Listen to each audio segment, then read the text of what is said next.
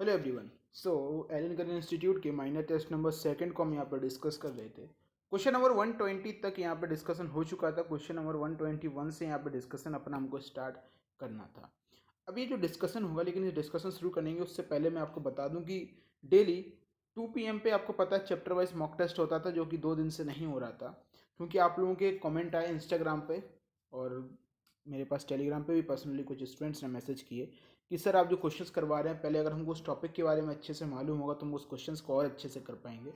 तो आज से आपके पहले चैप्टर होंगे, पहले मैं आपको कुछ कुछ पढ़ाऊंगा, उसके बाद फिर उसके नेक्स्ट डे क्वेश्चन कराऊंगा, फिर कुछ बताऊंगा, फिर उसके क्वेश्चन कराऊंगा। हैंड रिटन नोट्स से मैं आपको ये समझाऊंगा। नोट्स काफ़ी अच्छे एनसीईआरटी के एक पॉइंट से मैंने नोट्स बनाए हैं खुद, तो वो मैं आपको टेलीग्राम पर प्रोवाइड कर दिया करूँगा। तो नीचे डिस्क्रिप्शन में लिंक है, उस टेलीग्राम चैनल को भी ज्वाइन कर लें। बिना किसी देरी के अपने यहाँ पे क्वेश्चन शुरू करते हैं। क्वेश्चन नंबर 121, यहाँ पे 2 डायग्राम दिए गए हैं नीचे। Identify the following organism given below. यहाँ पे आपको 2 डायग्राम दिए गए और आपसे पूछा है कि डायग्राम ए किसका है एंड द डायग्राम बी आपका किसका है।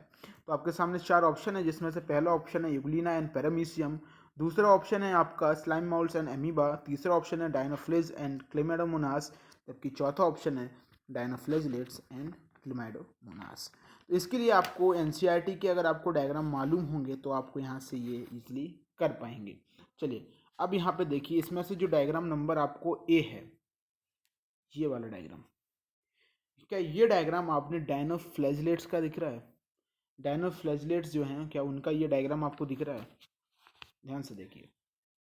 हाँ, एनसीईआरटी में ये डायग्राम नहीं है, आप हम मान सकते हैं कि ये डायग्राम एनसीईआरटी में नहीं है, लेकिन ये आपको ग्वाइनोकॉलेक्स टाइप में यहाँ पे डायनोफ्लेजलेट का ये डायग्राम है, जबकि दूसरा आपका माउल्ड, एक स्लाइम माउल्ड का यहाँ पे ये डायग्राम है।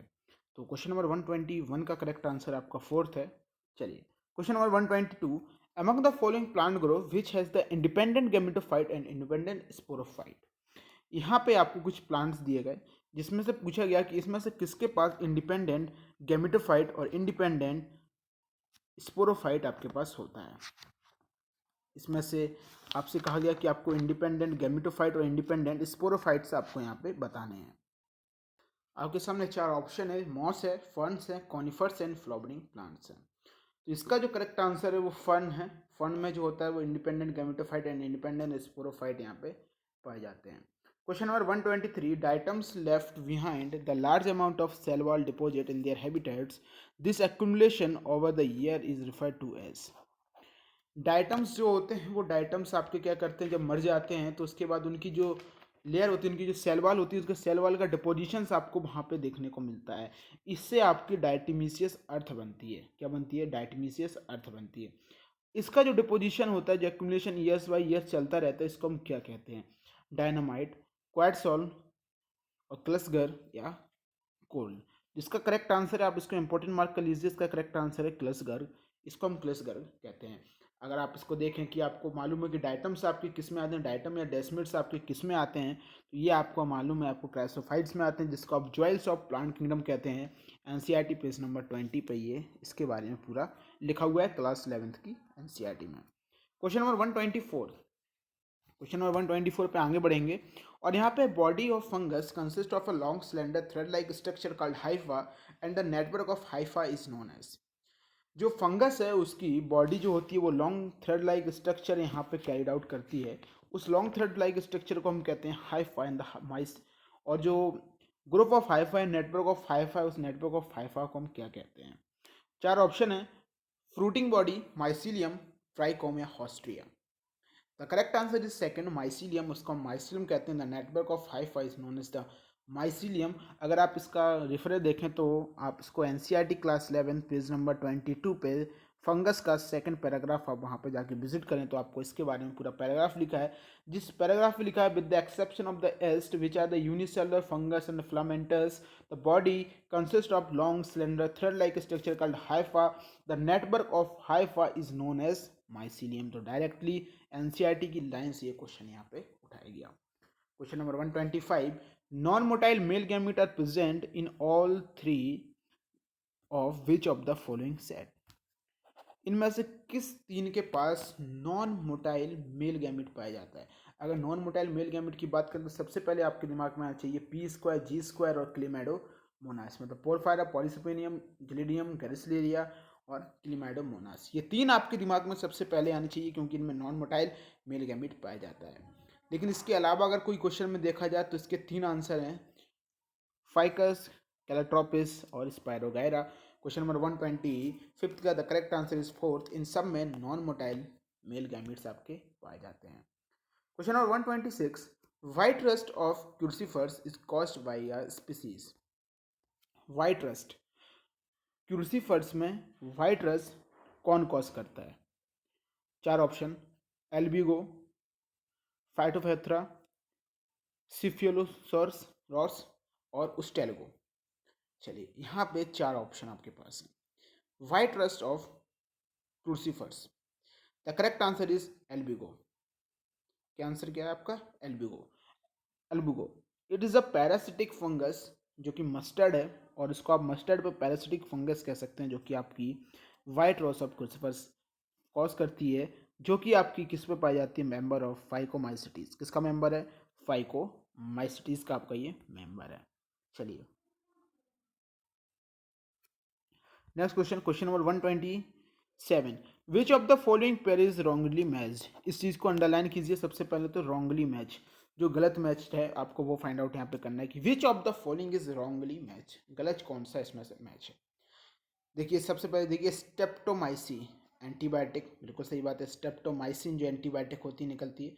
सैक्रोमाइसिस सर्बेरेसी जो कि आपकी इथेनॉल और एल्कोहल प्रिपरेशन में काम आती है। आर्के बैक्टीरिया, इट्स बिल्कुल सही बात है क्योंकि आर्के बैक्टीरिया आपकी हर जगह पाए जाते हैं। थर्मोएसिडोफाइल्स, हेलोफाइल्स और मिथुनोजेंस जो कि रूमिनेंट्स एनिमल में पाए जाते हैं, और वहाँ पे आपके रूमिनेंट्स एनिमल से ही गोबर गैस का फॉर्मेशन होता है। फर्स्ट ऑप्शन है फंगसिस बॉटुलिज्म। नहीं, ये गलत है कि फंगस बॉटुलिज्म में आता है। इसका करेक्ट आंसर आपका 127 का फर्स्ट हो जाता है।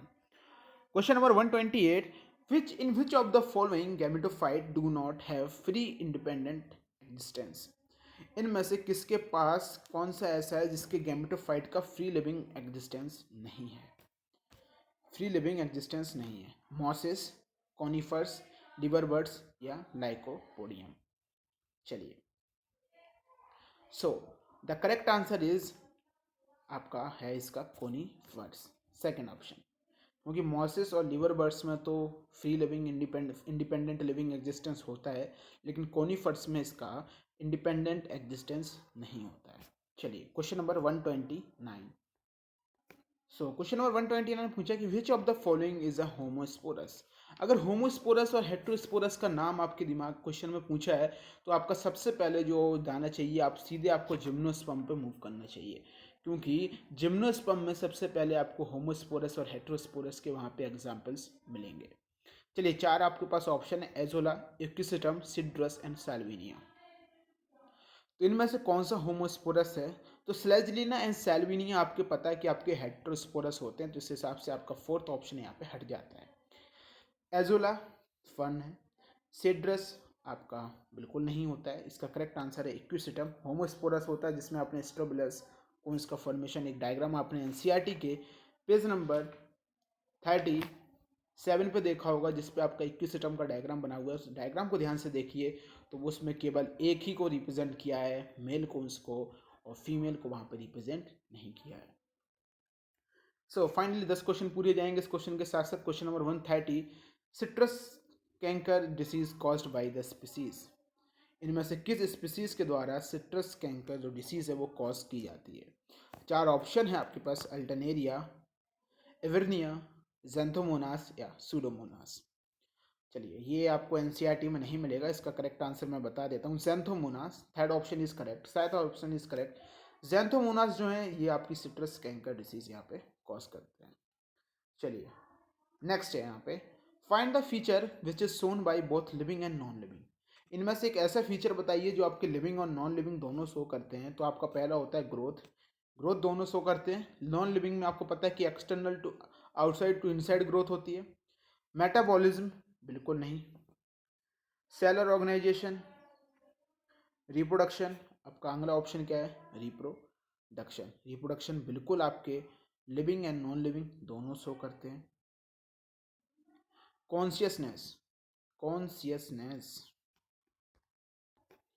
तो यहाँ पे ऐसे कौन सा फीचर है जो आपका लिविंग और नॉन लिविंग दोनों शो करते हैं? तो केवल एक ऐसा फीचर है जिसको आप कह सकते हैं ग्रोथ, क्योंकि नॉन लिविंग ऑर्गेनिज्म रिप्रोड्यूस नहीं करते हैं लेकिन नॉन लिविंग ग्रोथ करते हैं। जो नॉन देखिए, जैसे कि नॉन लिविंग जो है वो ग्रोथ नहीं करते लेकिन ग्रोथ करते हैं। जैसे कि एक पहाड़ हो गया जिसका एनसीईआरटी में एग्जांपल दिया गया कि वो आउटसाइड टू इनसाइड ग्रोथ कर रहा है। मेटाबॉलिज्म केवल लिविंग शो करते हैं, आपको मालूम है। सेलर ऑर्गेनाइजेशन केवल लिविंग का होता है। रिप्रोडक्शन जो होता है वो केवल लिविंग शो करते हैं, नॉन लिविंग रिप्रोडक्शन शो नहीं करते। लेकिन रिप्रोडक्शन को डिफाइनिंग फीचर इसलिए नहीं लिया था क्योंकि यहाँ पे कुछ ऐसे लिविंग हैं जो रिप्रोडक्शन शो नहीं कर पा रहे हैं, जैसे कि म्यूल्स, स्टाइल बर्कल भी, इनफर्टाइल ह्यूमन कपल्स। कॉन्शियसनेस तो साफ साफ लिविंग शो करते हैं। यहाँ पे केवल एक ऐसा है जो दोनों के द्वारा शो होता है, वो है ग्रोथ। केवल एक स्टेटमेंट सही है, इसलिए सेकंड ऑप्शन इसका करेक्ट ऑप्शन होता है। क्वेश्चन नंबर 132, 132 नंबर क्वेश्चन को देखिए। यहाँ पे 4 स्टेटमेंट दिए गए। मैं आपसे पहले भी कह चुका हूँ, कल मैंने एक वीडियो अपलोड की थी डिटेल एनालिसिस की कि पेपर इजी होगा कि पेपर टफ होगा, जिसमें मैंने आपको बताया था कि आपसे ये क्वेश्चन जरूर पूछे जाएंगे नीट एंट्रेंस एग्जामिनेशन में, स्टेटमेंट बेस्ड क्वेश्चन।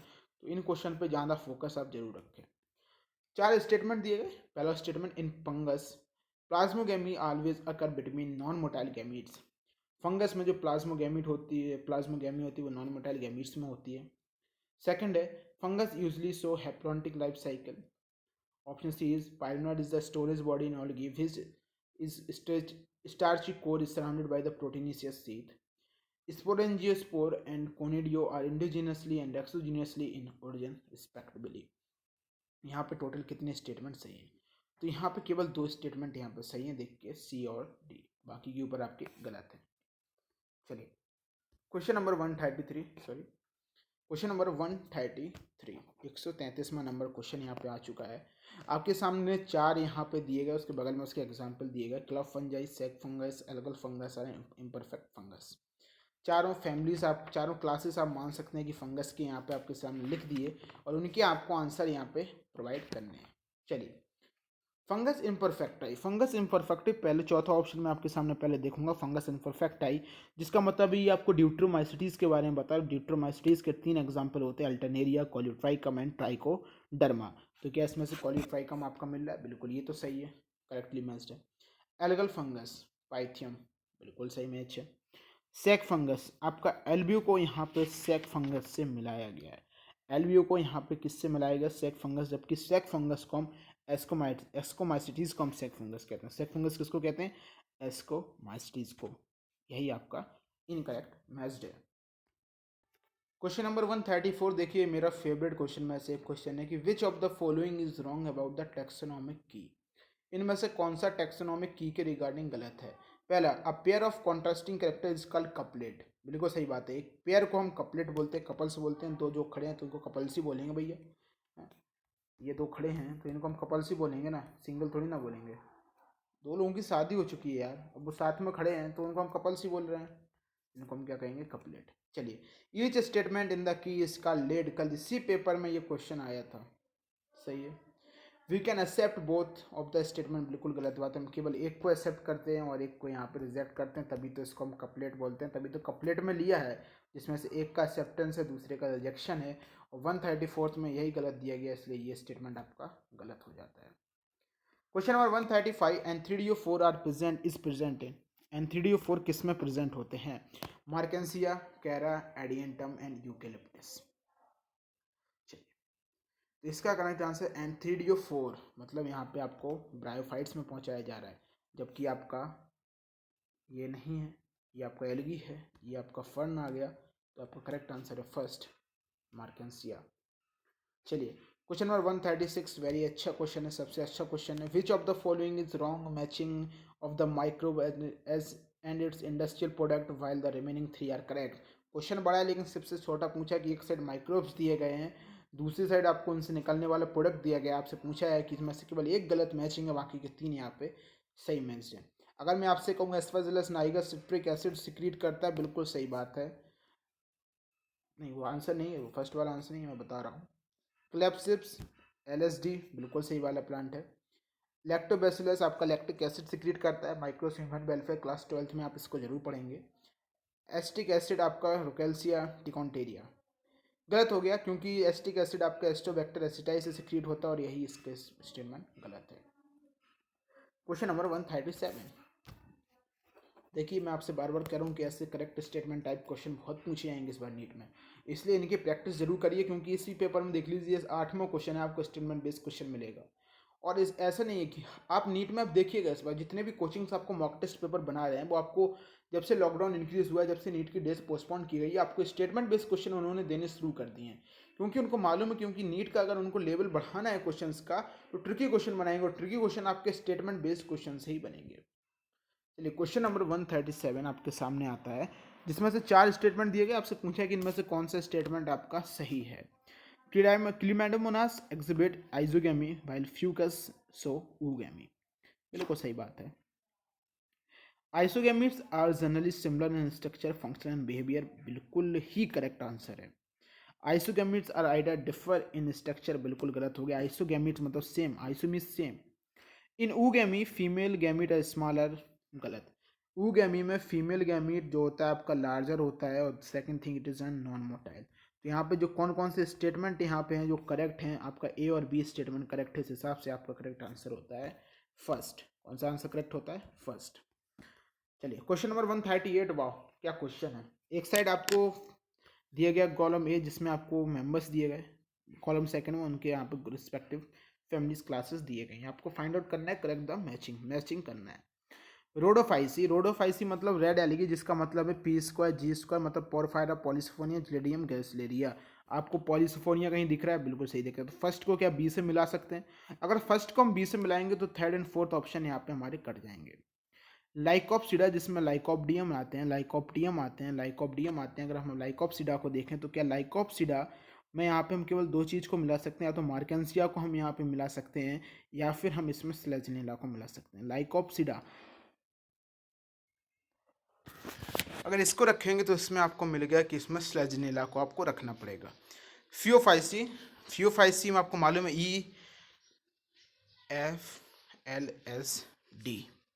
EFLSD, तो यहाँ पे फ्यूकस दिख रहा है क्या ऐप से? बिल्कुल सही बात। तो थर्ड को हमने किससे मिलाना पड़ेगा? थर्ड को हमने यहाँ पे ए से मिलाया। देन हिटेपोक्सिडा, अब फोर्थ वाला एक बचा जो कोई मार्केंसिया से मिलाया जाएगा, और 138 का यहाँ पे करेक्ट आंसर आपका हो जाएगा फर्स्ट। कौन सा आंसर करेक्ट हो जाएगा? First answer is correct for 138।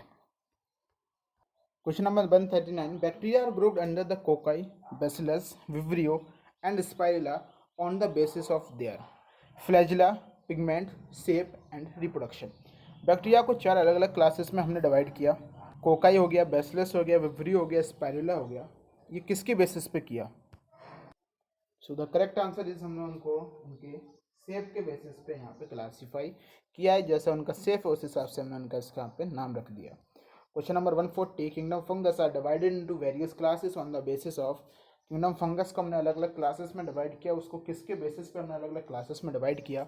Mode of nutrition, pigment, morphology of mycelium and embryo. तो the correct answer is third, morphology of mycelium, क्योंकि हम उसमें सेप्टेड देखते हैं, ए सेप्टेड है, माइसीलियम कैसा है, हाइफन, एडपोक ऑफ हाइफे कैसे हैं, उसकी बेसिस पे हमने किंगडम ऑफ फंगस को हमने यहाँ पे क्लासीफाई किया है। Question number 141। Which of the following fungus are produced by the carcinogens? इनमें से कौन सा फंगस आपका कार्किनोजेंस प्रोड्यूस करता है? 4 ऑप्शन है, मोकेला, स्कुलेंटा, एस्परजिलस फ्लेबस, न्यूरोस्पोरा कि ओस्टेलिगो। न्यूरोस्पोरा को आपको मालूम है कि ये कि आपकी बायोलॉजिकल रिसर्च में वर्क में आता है, तो ये तो होगा नहीं। The correct answer is second, Aspergillus flavus. ये आपका कार्किनोजेंस को प्रोड्यूस करने में आता है, जो कि कैंसर्स की आपको पता है, कैंसर के ट्रीटमेंट में, कैंसर को प्रोड्यूस करने में वहाँ पे होते हैं। Question number 142, very important question. Zoospores dash spore which are commonly found in dash. Zoospore are asexually motile reproductive structure. Zoospore कैसे? Asexual reproductive structure found in algae और मोस्टली अगर इसमें बात करें तो ये क्लिमैडोमोनास में पाए जाते हैं। तो 142 का correct answer is first. Question number 143। Bentham and Hooker ने कोई 5 किंगडम क्लासिफिकेशन नहीं दिया था, इन्होंने प्लांट को क्लासिफाई किया था on the basis of there gross morphological character. इसका करेक्ट आंसर सेकंड दिख जाता है। एवोल्यूशनरी रिलेशनशिप आपका फाइलोजेनेटिक रिलेशनशिप में आता है, जबकि क्रोमोसोम का स्ट्रक्चर नंबर आपका ये साइटोलॉजिकल इन्फॉर्मेशन में आता है, और फ्यू मॉर्फोलॉजिकल आपका आर्टिफिशियल में आता है। किसमें आता है? आर्टिफिशियल क्लासिफिकेशन में। जबकि बेंथम एंड हुकर ने ग्रॉस मॉर्फोलॉजिकल कैरेक्टर को यूज करके इनको प्लांट का क्लासिफिकेशन इन्होंने दिया था। तो 143 का the correct answer is second. Question number 144, unicellular organism rich in protein. Unicellular organism जो कि रिच इन प्रोटीन हो उनको हम क्या कहेंगे? कौन कौन से होते हैं? तो आपको पता है दो यहाँ पे एल्गी होती है, क्लोरेला और स्पाइरुलिना, जो कि काफ़ी ज़्यादा प्रोटीन में रिच होती हैं, और जो कि यूनिसेलुलर एल्गी होती हैं, और जो कि स्पेस ट्रेवलर भी कई बार इनको यूज़ करते हैं। The correct answer is third, chlorella and spirulina are the unicellular algae rich in high protein. Question number 145, in which of the following two flagella are present? Two flagella की यहाँ पे बात चल रही है। यूग्लिना, लिस्टेल्गो, ग्वाइनोलेक्स, या फिर both first and third? The correct answer is both first and third, इसमें दो फ्लैजेला होते हैं। क्वेश्चन नंबर 146, इस टाइप को स्टेटमेंट बेस्ड क्वेश्चन ही इसको हम बोल सकते हैं। यहाँ पे 4-5 स्टेटमेंट दिए गए हैं, चार आपको कॉलम 1, कॉलम 2, कॉलम 3 मैचिंग दी गई। इसमें से पूछे इसमें से कौन सा ऐसा कॉलम जिसके तीनों के तीनों मैचिंग बिल्कुल सही है? पहला है dinoflagellate. Dinoflagellate longitudinally and transverse flagella diatomaceous earth, बिल्कुल गलत बात होगी। डायमिटीसियस आपकी क्रेसोफाइट्स की होती है, गलत matching. Slime mould, sporophytes, saprophytes and spores possess tube walls, बिल्कुल सही बात है। डायटम फ्लोट पैसिवली, सही है। स्लीका वॉल नॉट प्रेजेंट, गलत हो गया, स्लीका वॉल प्रेजेंट होती है। Euglenoid pellicle present on the cell wall, सही है। Autotrophs and heterotrophs, cell wall पर नहीं, इनकी मेम्ब्रेन ही जो होती है वो पेलिसिल की बनी होती है। Question number 147, which of the following is the shows the zygotic meiosis? अगर जायगोट में मियोसिस हो रही है, इसी टेस्ट पेपर में क्वेश्चन एक बार देखा जा चुका है। जायगोट में मियोसिस हो रही है मतलब उनकी most of the life cycle कैसी है? उनकी most of the life cycle है हैप्लॉइड। अगर उनकी most of the life cycle haploid है तो आपके ब्रायोफाइट, एंजियोस्पर्म, जिम्नोस्पर्म ये हो नहीं सकते, क्योंकि यहाँ पे 2n पाई जाती है, जिसका एक ही एग्जाम्पल बचता है मंगनम पोटेस्टा। जायगोट में मियोसिस हो रही थी, केवल जायगोट अकेला 2n है, वहाँ की रेस्ट ऑफ द आपकी n यहाँ पे होती है, क्योंकि मियोसिस लाइफ में केवल एक बार शो होती है। चलिए question number 148, choose the example of vascular cryptogams. Vascular cryptogams का इनमें से कौन सा एग्जाम्पल है? चार यहाँ पे दिए गए, ginkgo, sphagnum, cedrus and adiantum. The correct answer is adiantum. Question number 149, select the incorrect statement regarding the gymnosperm. Gymnosperm के रिगार्डिंग यहाँ पे चार स्टेटमेंट दिए गए, फाइंड आउट करना है इनमें से कौन सा स्टेटमेंट जिम्नोस्पर्म के रिगार्डिंग इनकरेक्ट है। पहला, all the member are homosporous, बिल्कुल गलत है, कि सारे के सारे मेंबर्स इसके होमोस्पोरस यहाँ पे नहीं होते हैं। फ्लैजिलिना और सेल्विनिया हेट्रोस्पोरस होते हैं। तो ये तो आपका यहाँ पे पहले ही पता चल गया था। Correct answer is first. Perennial plant होते हैं, male gametophyte consist of millimetre of cell, xerophytic adaptation होता है, बिल्कुल सही है। Question number 150, diagram based question, very important question for NEET entrance examination 2020। अगर ये क्वेश्चन नहीं पूछे गया, लेकिन इस प्लांट किंगडम से इस बार नीट 2020 में एक डायग्राम बेस्ड क्वेश्चन आपको जरूर मिलेगा। तो उस क्वेश्चन को सारे के सारे डायग्राम एनसीईआरटी के आप लोग जरूर देखें। मैंने उसके रिगार्डिंग टेस्ट आपको डायग्राम बेस्ड क्वेश्चन का अपलोड किया है, आप प्लेलिस्ट जाके चेक करें या ऊपर आई टैब पे क्लिक करें, आपको डायग्राम बेस्ड क्वेश्चन के टेस्ट वहाँ पे दिखेंगे। पहला एग्जाम्पल, ओके, पहला एग्जाम्पल देखिए, ग्रीन एल्गी, पहले पूछा क्या है क्वेश्चन में ये तो देख लें दे। अच्छा, इनकरेक्ट मैच से पूछा है, which of the following are incorrect match? Green algae presents pyrenoid, starch is a reserve food, बिल्कुल सही बात है, क्योंकि ये डायग्राम जो है वो आपका डायग्राम कैरा का है, और कैरा में ये सब होते हैं, pyrenoid content protein beside starch. Next is red algae, बिल्कुल सही बात है, आपकी ये पॉइसफोनिया का यहाँ पर डायग्राम दिया गया। Red algae presence of R5 pigment, सही बात है। ग्रीन एल्गी फ्यूकोजेंथिन पिगमेंट, पहली बात तो अगर ग्रीन एल्गी कह दिए तो उसमें फ्यूकोजेंथिन नहीं पाया जाता है, पहली बात ये फ्यूओसाइसी का मेंबर है। ये ब्राउन एल्गी आपकी यहाँ पे दी गई है, तो यही इनकरेक्टली मैच है और यही आपका करेक्ट आंसर है। तो क्वेश्चन नंबर 150 तक यहाँ पे डिस्कशन हो चुका है, आगे भी इसके डिस्कशन नेक्स्ट में करेंगे और ये टेस्ट भी सेकंड कंप्लीट कर देंगे। लेकिन आपसे एक चीज़ और, कि 2 बजे आज प्रेजेंट रहिएगा, क्योंकि एलिमेंट्री कैनाल का यहाँ पे लेक्चर है। एलिमेंट्री कैनाल हम पढ़ेंगे ह्यूमन फिजियोलॉजी में, उसके बाद नेक्स्ट डे उसके क्वेश्चन डिस्कस करेंगे। पढ़ते रहिए, सिलेक्शन सिक्योर कीजिए। Thank you.